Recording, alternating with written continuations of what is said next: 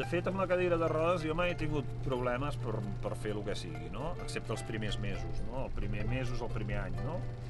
Però després ja m'he posat a fer coses i veig que pots fer de tot, i pots fer de tot. Pots fer-ho tot, l'únic que ho fas d'una manera diferent. El que passa que quan ja portes uns anys, com jo que he viatjat pel món i pel meu compte i tot això, ja fas una vida normal, com que no et preocupes no tens cap problema pel fet d'anar a cadira de rodes, ni tens cap prejudici, no, diguem-ne, tu mateix. Els altres pot ser que en tinguin, però si tu estàs acostumat a moure't, doncs ja està, no hi ha cap problema, vaja.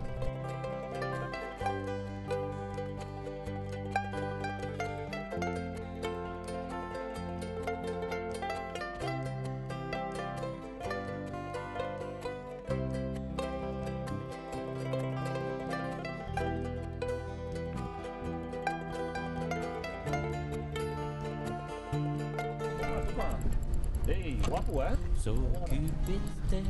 Mira, tu també, eh? Mira com salta. No corris, eh? A dintre. El Toni va començar a pescar de petit. Explica que quan tenia 3 anys ja acompanyava el seu pare. Després de l'accident va començar a escriure en revistes del sector. Més endavant, l'afició a la pesca es va convertir en un ofici i va passar per davant del món de l'esport competitiu. Ara el Toni és guia de pesca. Sí, i això dona molta pau. L'entrada dona molta pau a pescar, no? Epa!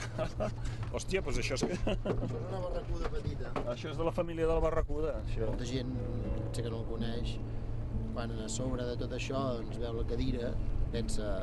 Jo a vegades tinc amics, oi, que els dic vaig amb el Toni, amb el meu amic, a pescar. Però no els hi he comentat potser mai que tenen una discapacitat i no ho veuen fins al dia que el coneixen. Clar, pensen, ostres, que m'està parlant d'en Toni, aquell que havia pescat un tauró, o que veu balenes amb la barca, o que se'n va aquí i allà, i molt sorpresos. Però això són els límits que es posa cadascú, que són